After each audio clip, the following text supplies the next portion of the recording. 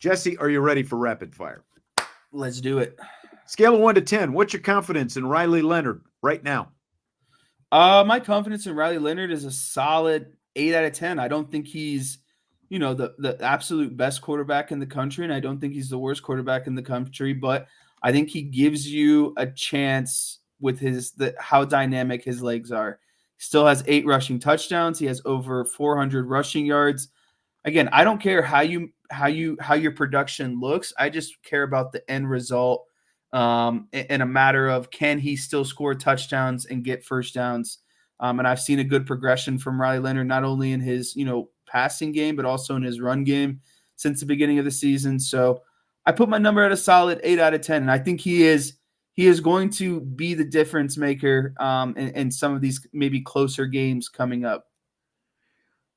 So we've got a pretty good range here so far. Yours is 8, Connor is 7, John is 10, and I'm going to give a new number. I'm going to go with a 9. Mine is still very high, but it's a 9. I mean, when you look at, again, this is a progression of this offense, and the offense has really, I think, turned a corner. And when you look at Riley Leonard and you listen to Riley Leonard after the game the other night, there just seemed to be a different vibe to him, like a different level of confidence that he had. And like when you look at the way he led the offense Saturday against Stanford and, kind of combine it with that vibe and hearing the things that he's talking about, getting on the same page with Mike Denbrock, like it is there. And he led them to 6 touchdown drives the other day against Stanford and had probably his best passing game of the season. And, again, it's not just about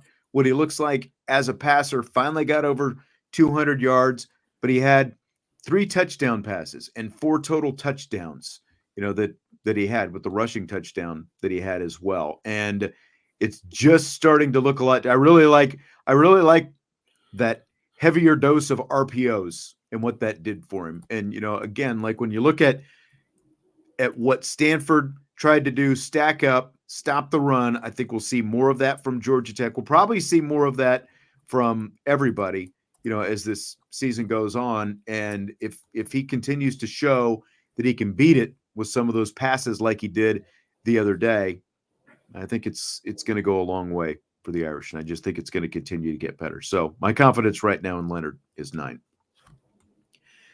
Fill in the blank. The thing that impresses you the most about the Notre Dame defense right now is blank. It's overall depth or the ability to be next man up. I thought that, outside of linebacker, the defensive line, the secondary, they've all kind of taken hits, but it's always the next man up, and no one's afraid. And I don't feel like I've seen a drop off between the second and third, and now maybe even the 4th string in some of these guys. So, it's all fine and dandy to be a defense that is, really good at the 1s and 2s, but when things kind of go, when stuff hits the fan, or when crap hits the fan, how do you respond to that? And again, I don't feel like I've seen a real drop off where I'm like, dang, that guy's a liability because he's filling in for a guy that's potentially gotten hurt, right? And if we're being honest, I love to make these kind of connections and parallels. It's the opposite of what we've seen out of the Dallas Cowboys defense, a defense that just looks, they looked bad in general, but they looked even worse when guys were hurt this past weekend. Yeah, you're teeing it up for DK right now, but you'll have your chance to tee off on the Cowboys here in a minute. I agree with you on the depth. Like the depth, the fact that they have been able to continue to play at an elite level in spite of the people who they have lost. Jordan Botelho and Boubacar Traore, the sack leaders, but then you get a guy like Burnham back, and you get the emergence of guys like Bryce Young and Josh Leonard Burnham. Moore. And yeah, they continue to get that. Yeah. And then now Leonard Moore, and what you're going to have to rely on Leonard Moore for. So like the depth and the fact that they've continued to play at that level despite all those losses has been really amazing. If I dig a little bit deeper, though, they've allowed a total of 27 points in the second half this season. 27 points, that's 4.5 points a game they're allowing in the second half. this season. And so on top of, that depth that you're talking about is they get better as the game goes on. And Yeah. that, like that's an elite It's all fun and defense. games until Al Yes. Golden figures you out. That's exactly right. That's exactly right. And that's He's like what has happened. he's like got it's kind of like he's doing a mental Rubik's cube on the sideline throughout the first and second quarter, and then he finally solves that sucker, and he's like, you guys are done. The fun is over, right? And like that's what it was. Everyone can have a scripted first drive of plays you've not shown, plays Right. you want to run, that sort of stuff. That kind And of then Al Golden punches you in the face. he's like, all right, that's cute, but here's how we're going to counter that. Right. And then teams kind of have to go back into more of their base offense. And he's like, well, that's what we've been prepping for all week. So you're really not going to get anything done with that. So, yeah, I mean, it's all teams, smart teams come out, and especially when you're playing, teams like Notre Dame, ranked top 25, top 20, top 10 teams, you got to start doing stuff outside the box that you haven't shown to kind of throw off the defense. But like you said, Notre Dame is good about throwing that counter punch once they kind of figure you out after those first couple of drives. Yep, that's exactly right. Going back to the Riley Leonard talk, Joe asked, what made Leonard finally not be scared to throw? What do you think about that? I think what made Riley Leonard finally not scared to throw was just overall having the confidence to throw the ball, to be more comfortable in the scheme, and kind of learning how things build off of one another, right? And so I think when teams start to naturally creep towards the box, it makes his job a lot easier because he gets a lot of more single high, man-on-man coverage. And so I think it just took him getting comfortable, in his own body, essentially, right? Like we still had to remember Riley Leonard was a transfer quarterback, new offense, new team, new wide receivers, coming off injury.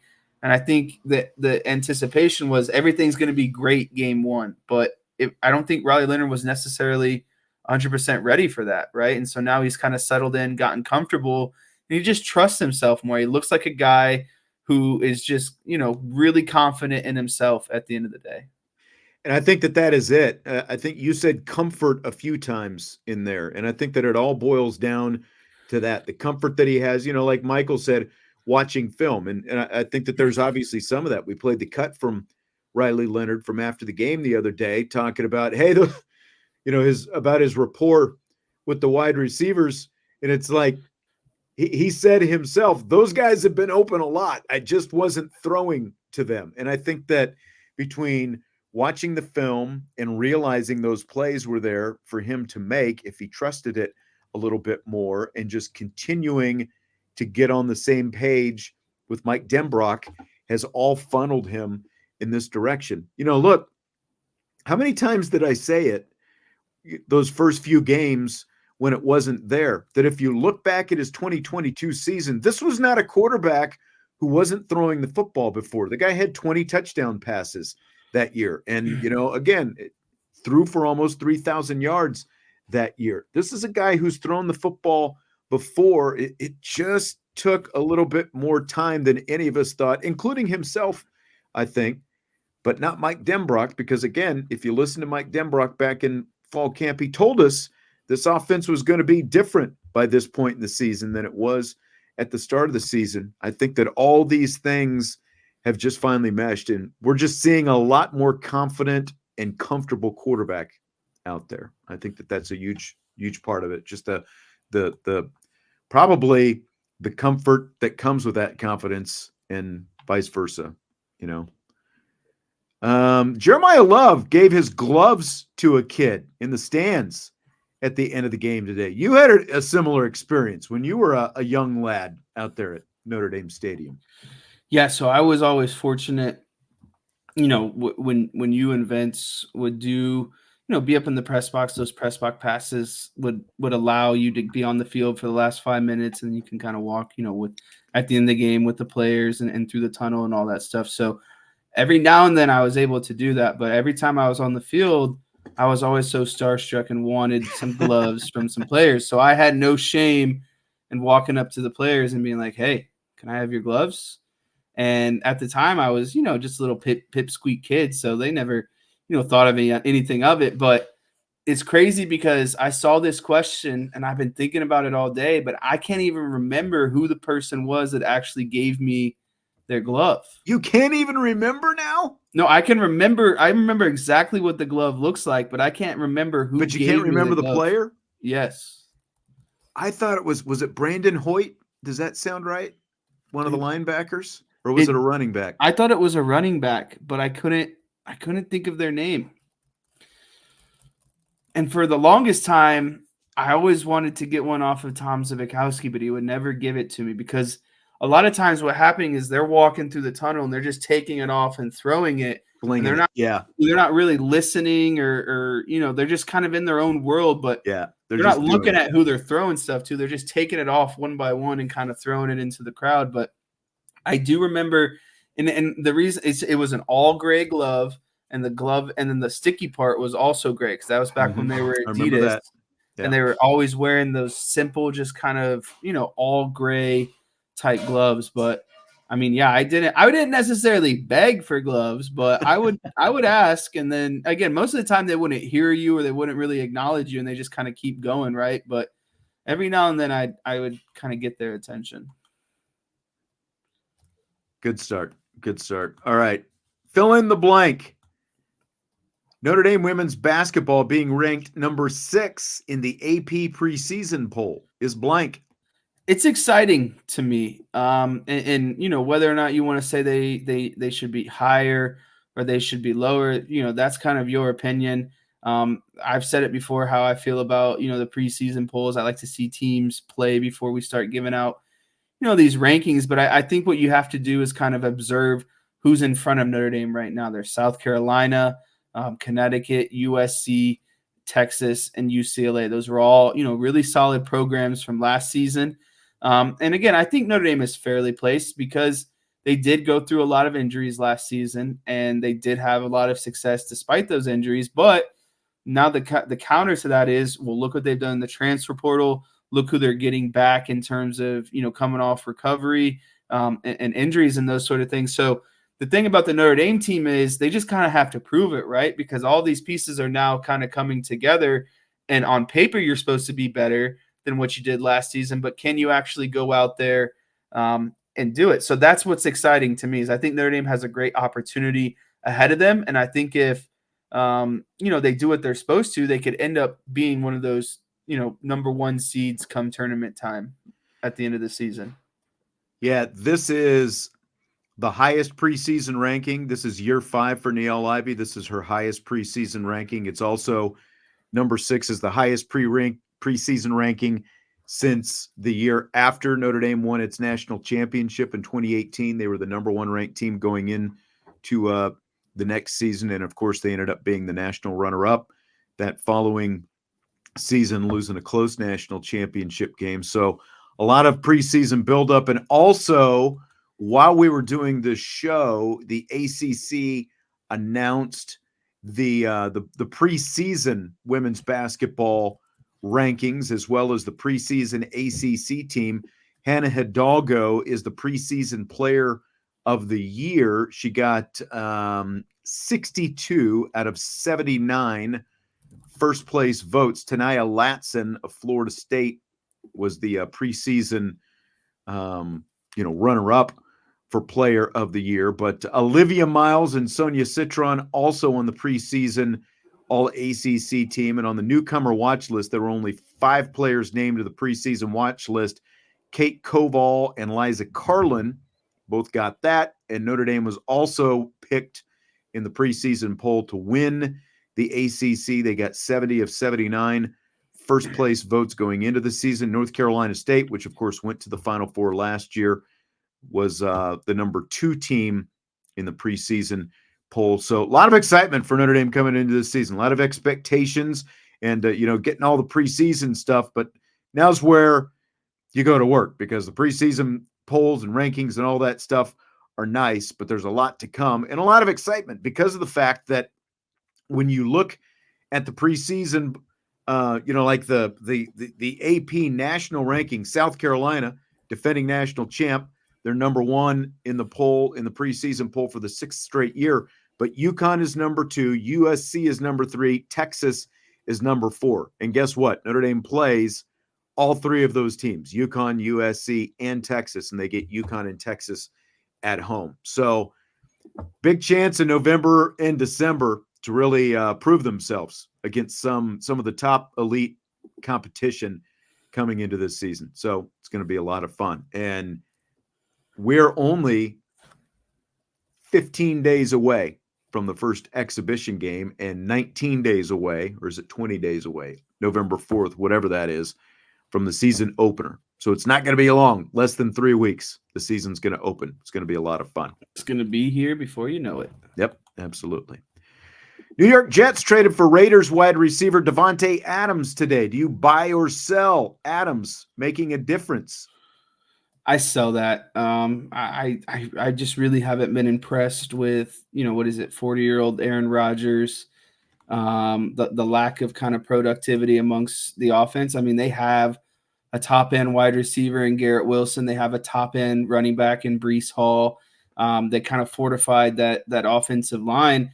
I think the difference maker is what Aaron Rodgers kind of has or hasn't done as a quarterback. And so, if his excuse is, I need another playmaker at the wide receiver position and yada, yada, yada. I just think that what this does is doubles down on the expectations of Aaron Rodgers. I mean, this season to me comes down to whether or not he is going to put them over the top. And I thought that the firing of Robert Saleh was unjustified. I didn't think he was necessarily the problem. Unjustified. But it's very clear that for some reason, this is kind of the manipulation that I think that comes along with Aaron Rodgers. I mean, he's manipulated them to get rid of Saleh. He's manipulated them into going out and getting Devonte Adams. So to me, again, this comes down to Rodgers has to double down and really start to play better at the quarterback position. And I mean, it's not just him because, all the things that you mentioned there, I don't think Davante Adams is going to make it, now, like, does it make things, does it open up the offense more? Sure, because now you can't double team Garrett Wilson all the time. Okay, fine. But Rodgers has been sacked 16 times already. The offensive line is still not good. As Michael Hahn said, guys, it's the Jets. And I mean, that's the answer right now. Their defense is not bad, but Aaron Rodgers himself, as a 40-year-old quarterback, has not looked good. Like his ability to get the ball downfield is not that good. So I don't think it's going to make a difference either. I guess we'll see. I mean, I think the biggest thing is Tua going to be back for the Dolphins? Because in terms of that division, it's the Bills, I think, and everybody else right now. So I guess they've at least got a chance as a wild card, but I just don't see it making that big a difference. It was kind of fun because I turned on the McAfee show today, and McAfee started off the show by asking Rodgers about the trade, and guess who peeked in right behind Aaron Rodgers? Davante Adams. His old buddy, Davante Adams, was right there with him. So that was kind of fun to see that, Listen, they obviously wanted to be back together, so they got their wish. I am more excited for the fantasy implications because I have Davante Adams, and he's been out the last few weeks because he simply just didn't want to play for the Raiders. And so now having him back as a functioning wide receiver is something I'm looking forward to in one of my fantasy leagues. Fill in the blank. Eagles head coach Nick Siriani jawing with fans in the stands Sunday is blank. I saved this just for you. I didn't ask Vince this yesterday. Yeah, so Nick Siriani jawing with fans in his own fans, fans in the stands. Eagles fans. Yep. It's just so childish and arrogant and self-centered. And again, when we talked about Robert Saleh getting fired last week, I believe, you asked me who are some of those coaches that are on the hot seat. Nick Sirianni is definitely one of them, and I think he's starting to feel it because he feels the need to go back and forth with fans at this point, right? Like, why don't you just worry about X's and O's, coaching your team and producing wins, and not barely squeaking out a win against the crappy Browns? And that's unfortunately what this comes down to is the Eagles are underachieving. They're barely beating some of these bad teams. They have a good roster. And again, Nick Sirianni is underachieving as a head coach. And I think he's starting to feel that heat a little bit, right? And so when the fans start giving it to you, you only respond if some of that stuff hits home. And I think that Nick Siriani is really starting to feel it. Yeah, I mean, like you talk about rabbit ears, like if you're coaching in Philly and your rabbit ears are so big that you feel like you've got to respond to any of that. And he tried to play it off like he was joking around and giving it back to him and whatever. Like whatever you think of Robert Saleh is still the adult in the room, and Nick Sirianni will always be the kid in the room. I don't care who you are as a coach. Like think about basketball coaches when the crowds are on top of you the way you are. You just can't start mixing it up with the fans. You've just got, like, if you're hearing that, your attention is in the wrong place to begin with, like what you're paying attention to. And Sirianni has always been quite a bit of a nut job to me. And that just highlighted it for me, like whatever you think of the buzzed head and everything else that he decided to do for that game. Like, and Eagles, like Philly fans they're always, they're, I don't want to say the worst, but just like in terms of like getting on anybody, whether it's your team, the opposing team, whatever, like they're always going to be some of the loudest and the most obnoxious. And if you're the coach in Philly and you're responding to it now, like you don't belong there, because it's obviously gotten to you. So I don't know where else to go with that. Buy or sell Jerry Jones and the Dallas Cowboys, sticking with Mike McCarthy as head coach. Is there it doesn't really matter response that I can just insert? I mean, because really it doesn't matter if you fire Mike McCarthy now, if you fire him at the end of the season. It's just the same old rinse, lather, and repeat, right? And I don't know if you saw this today, but I listened to Jerry Jones. I listened to the whole crazy interview, and then I listened to the response that the guys on the radio show had to the interview. So here's what's going on. Jerry Jones does this little, daily, or not daily. He does this radio segment after each Cowboys game, and rightfully so, the guys who host this show asked Jerry Jones, "Hey Jerry, why didn't you make more moves in the offseason or spend more money in the offseason when there were glaring holes on offense and defense?" And Jerry Jones pushed back and said, "Well, why are you questioning me? I can replace you and ask someone who's going to ask me real questions," essentially, right? And so if that doesn't sum up the last 10 years of the Cowboys, I don't know what does. Jerry Jones thinks he's, this great architect of putting these rosters together. And then as soon as you question him about these rosters he's put together, his ego gets, all and crushed. He wants to make everything about, because like going to the all-in comments in the offseason, he wants to make everything about, we had to sign Dak and we had to sign CD, where you're still $24 million under the salary cap, even after making those moves. And, obviously you got Micah Parsons coming up, next off season or whatever, but like it was just a poorly constructed team to begin with. They needed to get a running back. They didn't get a running back. Instead of drafting a young running back in the 3rd round, they drafted Maris Leafau. And now Maris has not played poorly, but their defense can't stop the run. Like his level of play has not justified taking him in the 3rd round when you needed a running back, and you could have probably waited until the 5th round to come back and get Maris. Like, they didn't address an immediate need, and they're still horrible at running back. They can't run the ball, and the biggest problem is they can't run the ball. They can't stop the run. They're soft on both sides. And like, if you're that soft, it goes to the head coach. I agree, like with what you're saying. The way this team is built is a complete reflection of Jerry Jones. But if you go back to the way they lost that game to the Green Bay Packers by getting gouged in the running game, like the way the Cowboys are built is they have to be in a game, like within a touchdown one way or another. As soon as they relinquish the lead by a couple of scores, the other team is going to start running the ball. Micah Parsons, obviously he's not healthy right now, but even when he is, he doesn't want to play the run. He just wants to rush the quarterback and get stats so he can go, get sack numbers and get the big contract next year. But as soon as they do that, Dallas already can't run the football. Now they've got to start throwing the football more.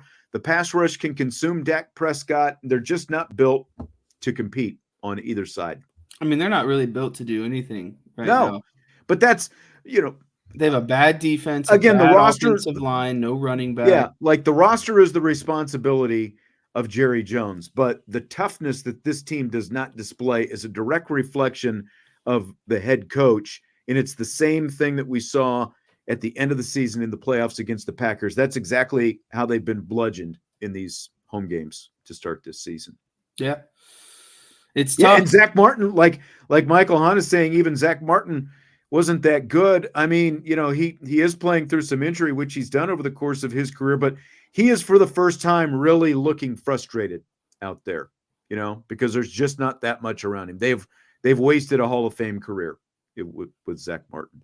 Yeah, I mean, I think they've wasted a good amount of careers over the last 10 to 15 years for guys who could have been better, who could have helped them win championships. But it's such a poor reflection to me on Jerry Jones when you make yourself owner, president, and GM, and then when you're questioned over your GM moves, your immediate response is to fire the guy that's asking you that question and replace him with someone that's going to ask him a question that he wants to hear. That's the extremely frustrating part, because Jerry, if you want those responsibilities and you think you're so great to make those decisions, then you should be able to be questioned about those decisions when they're not panning out. And not only are they not panning out, they're getting absolutely destroyed.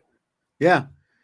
Rabbit Now Chihuahua says, as a Cowboys fan, I find myself saying serenity now when I watch them. How long until Jerry sells the team? He'll never sell the team. I mean, The only thing that's going to happen is he'll die, and then Stephen Jones inherits the team. And the question is, will things change once Stephen owns the team? Because that's what's happened. They're never going to sell that team, but it comes back to, and I think the guys on the radio show said this, and we've talked about it before as well. There's no accountability for Jerry Jones, because when Jerry Jones, the owner, is also Jerry Jones, the general manager, there's no pressure on him to make the right decisions, because he's never going to fire himself. He's never going to demote himself as the general manager. All he does is double down. And that's why the roster is in the shape that he's in, because he is so in love with his own draft picks.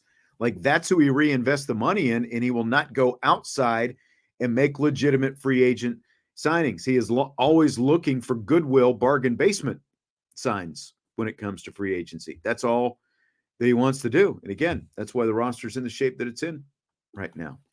Offenses, they're just soft on both sides of the ball. So you're right. How much would firing Mike McCarthy actually do? I don't know, but it's not going to get any better. To me, it's not quite as bad as Wade Phillips in 2010, but it's not that much better right now the way this season is going to play out. They haven't won at home. They've been beaten up in every game at home, and all they can rely on is when they go up against a team like the Giants. No offense, Michael, but the Giants are the Giants. Even the Commanders. The Commanders are probably going to smack them around in 2 games this season. And if you go back, I think you and I have talked about it before. If you go back to the end of last season, they ended up putting the blame on Dan Quinn after 2 off seasons in a row.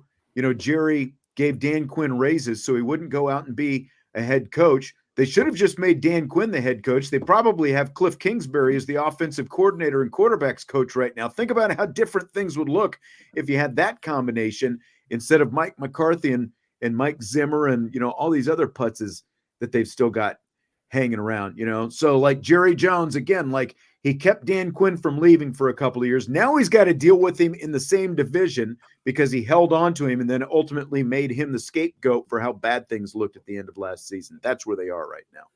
Yeah, I mean, Mike McCarthy's window should have been closed after the Packers game last season. But I digress. Dan Quinn is someone that players want to play for. He has discipline. There's just a lot more to be excited about with Dan Quinn than Mike McCarthy. But Again, it's just all the puppet show at the end of the day. When it's the top down, I don't think it really matters who's in between Jerry Jones and the roster, coaching the roster. Yep. I was saying it last week, like if you thought that Notre Dame's offense had issues, just watch a Dallas Cowboys game because all you're hoping for is field goals. I mean, that's what everything ends in, is a field goal at this point. Like their only bright spot is Brandon Aubrey, the guy who never played football at Notre Dame, who's just booming field goals left and right for the Cowboys. But that offense is completely stagnant right now too. And that's what Mike McCarthy is supposed to be in charge of. It doesn't look anything like what it looked like last year. I don't know why he's pulled the reins back. Like everything, it looks more to me like a Kellen Moore offense from a couple of years ago.